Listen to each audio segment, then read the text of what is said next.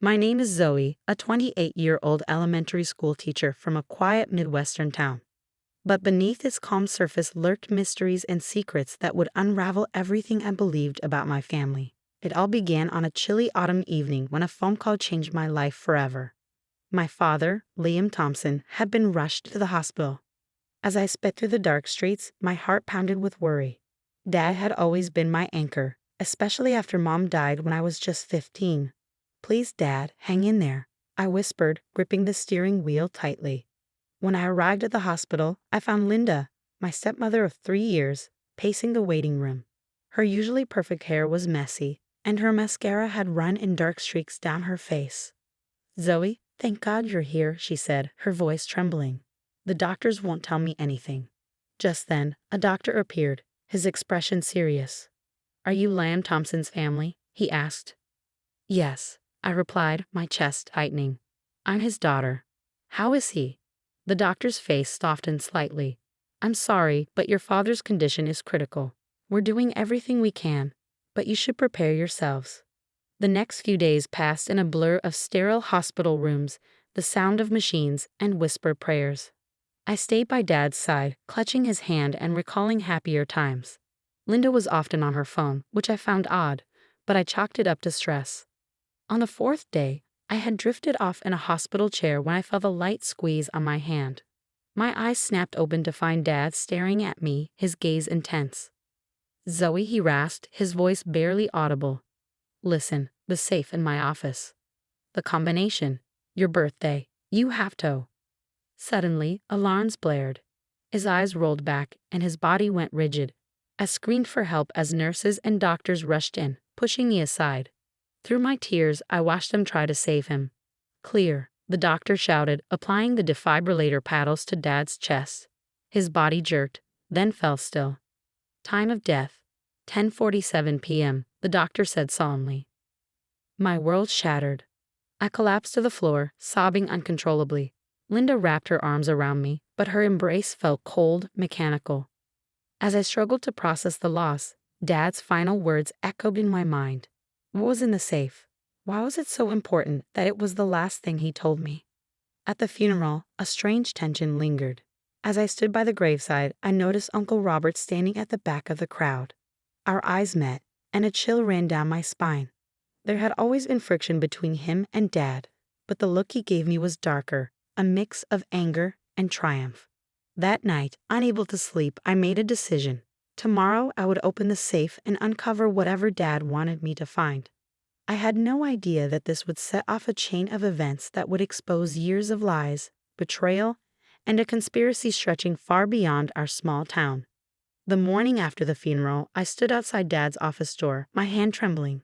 The house was eerily quiet. Linda had left for a business meeting, which seemed odd considering the circumstances. I took a deep breath and stepped inside.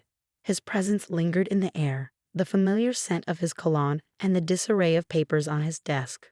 My eyes fixed on the safe hidden behind a painting. With shaky fingers, I entered the combination. My birthday. The safe clicked open. Inside, I found a stack of documents and a sealed envelope with my name on it. My heart pounded as I tore it open, revealing a handwritten letter. "Zoey, my darling daughter, if you're reading this, something has happened to me. I pray I had the chance to tell you in person, but if not, you need to know the truth.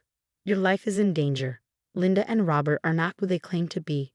A sudden noise downstairs startled me. Footsteps. Panic surged through me as I shoved the letter and documents into my bag, quickly closing the safe and replacing the painting. The door burst open, and Uncle Robert stood there, his face a mask of concern. "Zoey dear," he said smoothly, "I've been looking for you. The lawyer's here for the will reading." I forced a smile, my mind spinning. "Of course, I'll be right down." In the living room, a stern-faced lawyer I didn't recognize sat beside Linda, who dabbed at dry eyes with a handkerchief. Robert guided me to a seat, his hand on my shoulder feeling more like a warning than comfort. The will reading was a blur, but one thing became clear. Everything, every last penny and property had been left to Linda. There must be some mistake, I protested, looking between the lawyer and Linda. Dad would never. "Now, Zoey," Robert interrupted, his voice sickeningly sweet.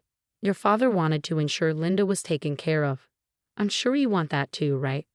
Linda reached over, patting my hand. Don't worry, dear. I'll make sure you're provided for. I yanked my hand away, bile rising in my throat. This was wrong. All of it. As soon as I could, I fled to my best friend Emily's house. Her eyes widened as I poured out the entire story, showing her dad's letter. Zoey, this is insane. Emily gasped. You need to go to the police. I shook my head. With what proof? A half-read letter. I need more evidence. That night, I couldn't sleep. My mind raced, recalling all the odd moments from the past few months. Linda's hushed phone calls, the secretive glances between her and Robert, and Dad's increasing paranoia. Something was definitely wrong.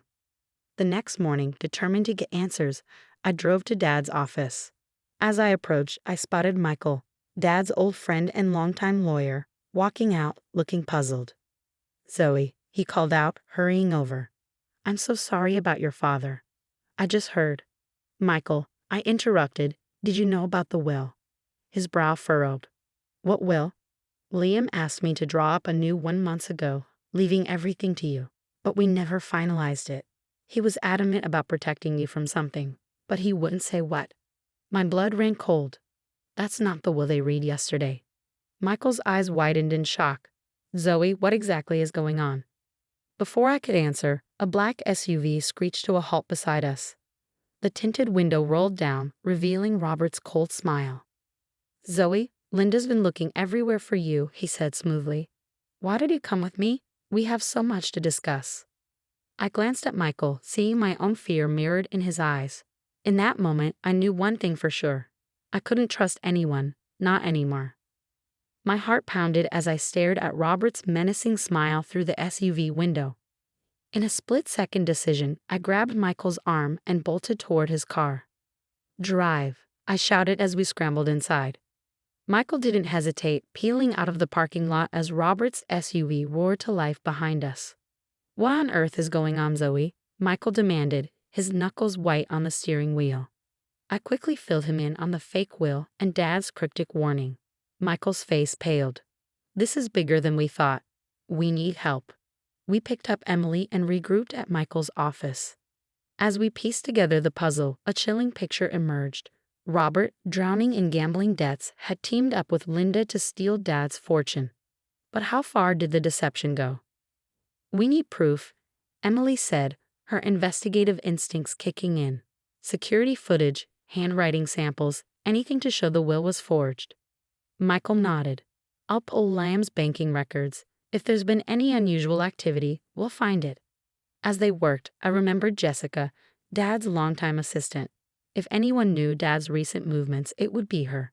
I called Jessica and arranged to meet her at a quiet cafe. Her eyes were red-rimmed as she slid into the booth across from me. I've been so worried about you, Zoey, she said, squeezing my hand. Your father, he knew something was wrong. He made me promise to give you this if anything happened to him. She pressed a small flash drive into my palm. Back at Michael's office, we huddled around the computer as I plugged in the drive. A video of Dad filled the screen. Zoey, if you're watching this, I'm gone, Dad's image said, his voice thick with emotion. Linda isn't who she claims to be. She's been married multiple times, always to wealthy men who died under suspicious circumstances. She's working with Robert, but I don't know how deep the conspiracy goes. Be careful who you trust. I've hidden evidence in the old cabin. I love you, sweetheart. Stay safe. The video ended, leaving us in stunned silence. We need to get to that cabin, Emily said, already grabbing her coat. As we drove to the family's secluded vacation spot, Michael's phone rang. It was the private investigator he had hired. You're not going to believe this, Michael said after hanging up. Linda's real name is Eleanor Blackwood. She's wanted in 3 states for identity fraud and embezzlement. At the cabin, we found a hidden safe containing documents that laid out Robert and Linda's entire scheme. Armed with this evidence, we decided to confront Robert directly. We found him at Dad's house, frantically packing a suitcase. His face drained of color when he saw us. It's over, Robert, I said, my voice steadier than I felt. We know everything. Robert's shoulders slumped.